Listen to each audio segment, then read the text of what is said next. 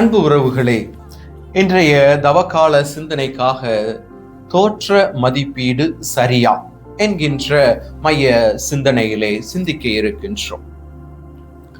கடவுள் நம் ஒவ்வொருவருக்கும் தூய ஆவியாரின் கனிகளையும் கொடைகளையும் கொடுத்திருக்கின்றார். நம் ஒவ்வொருவரையும் ஆசீர்வதித்திருக்கின்றார். ஞானம், புத்தி, விமரிசை, தெய்வ பயம் இவைகளை எல்லாம் நம்முடைய அன்றாட வாழ்விலே பயன்படுத்துகின்ற பொழுது பிறரை சரியாக அவருடைய தோற்றத்தை வைத்து மதிப்பீடு செய்வதை நம்மால் தவிர்க்க முடிகின்றது. ஞானம் என்பது நம்முடைய அன்றாட வாழ்வின் யதார்த்தங்களை, உண்மைகளை, அன்றாட வாழ்க்கையில் நடப்பவைகளை கடவுளின் கண்ணோட்டத்தோடு பார்க்கின்ற திறன். பகுத்தறிவு என்பது எது நல்லது எது கெட்டது என ஆய்ந்து அறிந்து நல்லதை தேர்ந்து கொள்வது பகுத்தறிவு. இந்த ஞானமும் பகுத்தறிவும் நம்முடைய அன்றாட வாழ்க்கையிலே பயன்படுத்துகின்ற பொழுது பிறரை நாம் எளிதாக தீர்ப்பிட மாட்டோம்.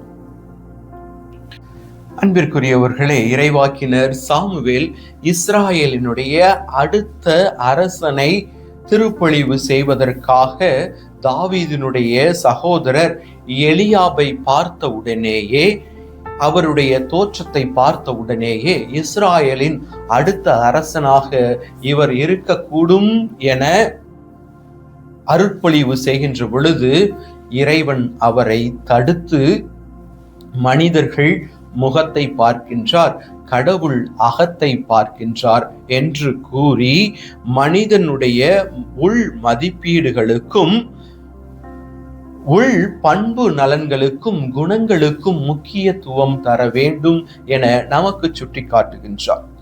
இயேசு கூடார திருவிழாவினை சிறப்பிக்கின்ற பொழுது பரிசேயர்களை பார்த்து, வெளி தோற்றத்தின்படி தீர்ப்பளிக்காதீர்கள், நீதியோடு தீர்ப்பளியுங்கள் என்று குறிப்பிடுகின்றார். நீதியோடு தீர்ப்பளிப்பது என்பது உண்மையான சூழ்நிலையை புரிந்து கொண்டு எந்த முன்வித சிந்தனைகளுக்கும் இடம் கொடுக்காமல் சரியாக தீர்ப்பிட வேண்டும் என இயேசு குறிப்பிடுகின்றார். எவ்வாறு சரியாக தீர்ப்பிட முடியும், இது எவ்வாறு சாத்தியம் என்று பார்க்கின்ற பொழுது தாழ்ச்சியோடும் கடவுளினுடைய வழி நடத்துதலால், தூய ஆவியாரின் தூண்டுதலால் இது சாத்தியமாகின்றது. நமது அறிவின் துணையோடு நமது அறிவை சார்ந்து இருக்கின்ற பொழுது பிறரினுடைய தோற்றத்தை தவறாக மதிப்பீடு செய்து விடுகின்றோம் என்பதை நாம் உணர்ந்து கொள்ள வேண்டும். அன்பார்ந்தவர்களே, இதை எவ்வாறு நம்முடைய அன்றாட வாழ்க்கையிலே சாத்தியமாக்க முடியும் என்றால், கடவுளின் கண் கொண்டு பார்ப்பது. விபச்சாரத்திலே பிடிபட்ட பெண்ணை அனைவரும் கல்லால் எறிந்து கொள்ள வேண்டும் என்று சொன்ன பொழுது இயேசு அவரை தீர்ப்பிடவில்லை. இதுதான் கடவுளின் கண் கொண்டு பிறரை பார்ப்பது.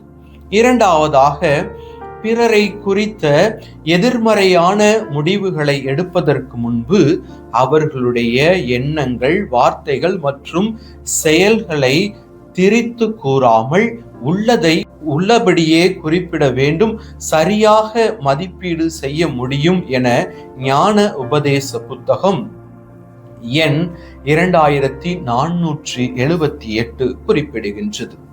மூன்றாவதாக, நம்முடைய கண்ணிலே இருக்கின்ற மரக்கட்டையை பார்க்காமல் பிறருடைய கண்ணிலே இருக்கின்ற தூசியை பார்க்கின்ற பொழுது அவர்களை நாம் தவறாக தீர்ப்பிடுகின்றோம். நான்காவதாக, யாரையும் தீர்ப்பிட வேண்டாம், தீர்ப்பிடுவது கடவுளினுடைய செயல் என்பதை திருத்தூதர் யாக்கோபு உம்முடைய சகோதரனையோ சகோதரியையோ தீர்ப்பிடுவதற்கு நீங்கள் யார் என்று நம்மை சிந்திக்க அழைக்கின்றார். ஐந்தாவதாக, ஒருவருடைய தோற்றத்தை வைத்து எடை போடுவதற்கு முன்பாக அவரை பற்றிய 3 நேர்மறையான பண்புகளை சொல்லுகின்ற பொழுது தவறாக தீர்ப்பிடுகின்ற மனநிலையில் இருந்து சற்று விலகி நிற்கின்றோம்.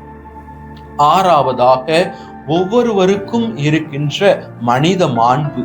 ஒவ்வொருவரும் கடவுளினுடைய உருவிலும் சாயலிலும் படைக்கப்பட்டிருக்கின்றார் என்பதை நினைவில் கொள்ள வேண்டும். ஒவ்வொருவருக்கும் குழந்தை போன்ற மனம் இருக்கின்றது என்பதை நாம் நினைவில் கொண்டால் பிறரை தவறாக தீர்ப்பிடுவதிலிருந்து சற்று தள்ளி இருக்க முடியும். இறுதியாக, அழகுபடுத்த முடியாத அசிங்கங்கள் இல்லை என்கின்ற விதியை நாம் நினைவில் கொள்ளுகின்ற பொழுது, வெள்ளையும் கருப்பும் ஒன்றே, குள்ளமும் உயரமும் ஒன்றே, தாழ்வும் உயர்வும் ஒன்றே, ஆணும் பெண்ணும் ஒன்றே என்கின்ற நிலைக்கு நாம் வருகின்ற பொழுது பிறரை தவறாக தீர்ப்பிடுவது இல்லை. இன்றைய தவக்கால நற்செயலாக நான் சந்திக்கும் ஒரு மனிதனை குறித்து 3 நேர்மறையான பண்புகளை அவரிடம் சொல்லுவேன் என உறுதி கொள்வோம். ஜெபம். இறைவா, பிறரை தீர்ப்பிடாமல் வாழும் மனம் தாரும். ஆமென்.